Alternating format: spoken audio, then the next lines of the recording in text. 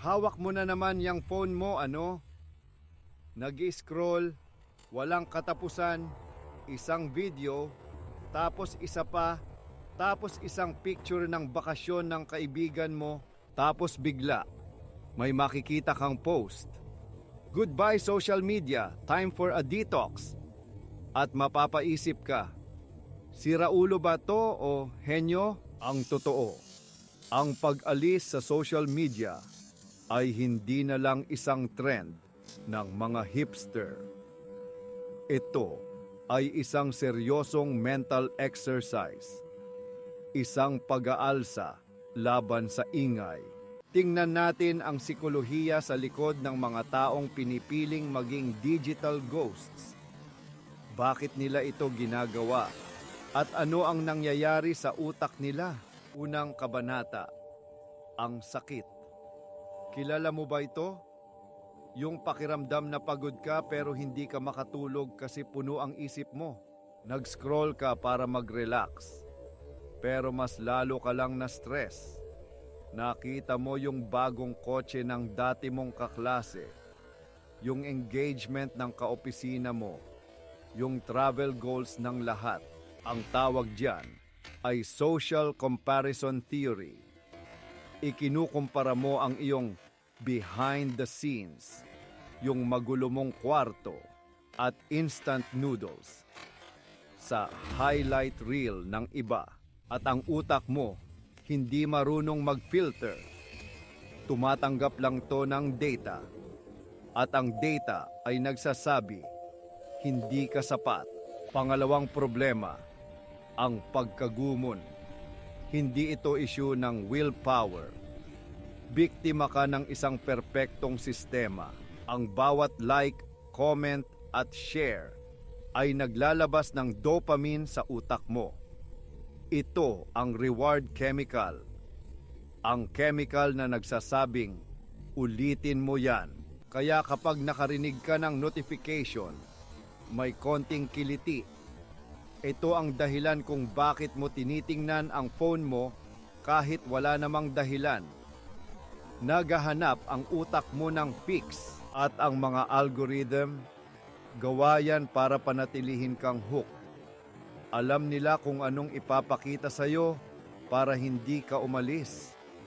Ikaw ang produkto at ang atensyon mo ang bayad.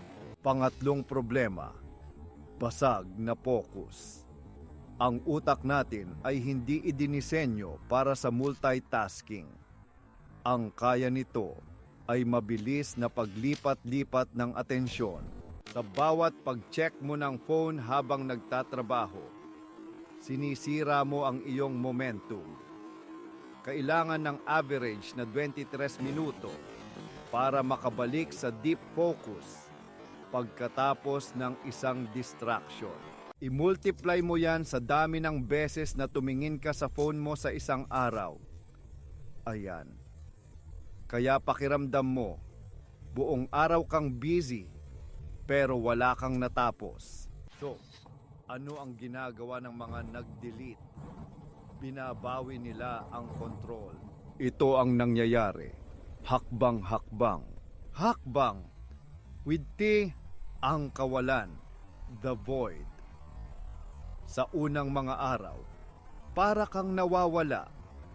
Ang unang reaksyon mo sa boredom ay abutin ang phone mo, pero wala kang bubuksan. Dito mo mararamdaman ang withdrawal, ang phantom vibrations, yung pakiramdam na nag-vibrate ang phone mo kahit hindi. Ito ay senyales na nag-a-adjust ang utak mo. Ito ang pinakamahirap na parte. Dito sumusuko ang karamihan. Pero kung lalagpasan mo to, hakbang do, ang pagtuklas, the rediscovery. Dahil hindi na umaasa ang utak mo sa madaliang dopamine galing sa social media, maghahanap ito ng ibang pagkukunan. Bigla, may oras ka nang magbasa ng libro. Yung librong 10 taon nang nasa estante mo. O kaya naman ay tumawag sa isang kaibigan, hindi lang mag-react sa story niya. Nagsisimula kang maghanap ng saya sa mga bagay na nangangailangan ng effort. Ang tawag dito ay high quality leisure, hindi na cheap entertainment. Hakbang. 3. Ang focus. Deep work. Pagkatapos ng ilang linggo, mapapansin mo ang isang bagay na kakaiba. Kaya mo nang mag-concentrate ng mas matagal.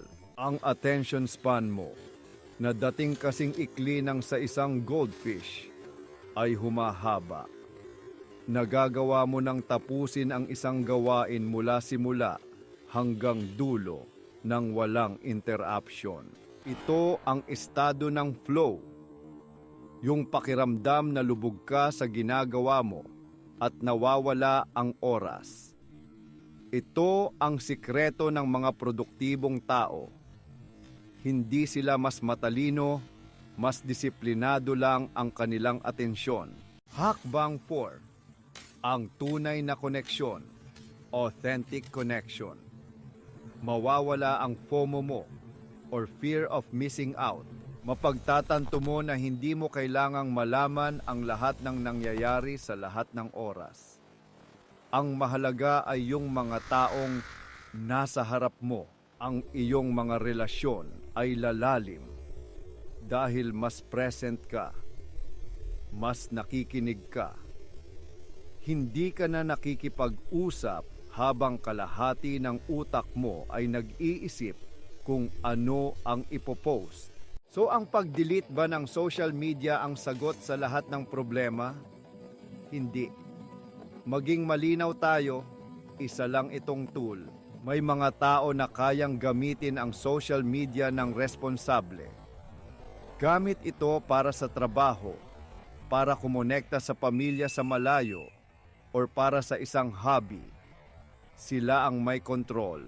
Pero kung nararamdaman mo na ikaw ang kinokontrol, na kinakain nito ang oras mo at ninanakaw ang kapayapaan ng isip mo, marahil oras na para subukan ang delete button.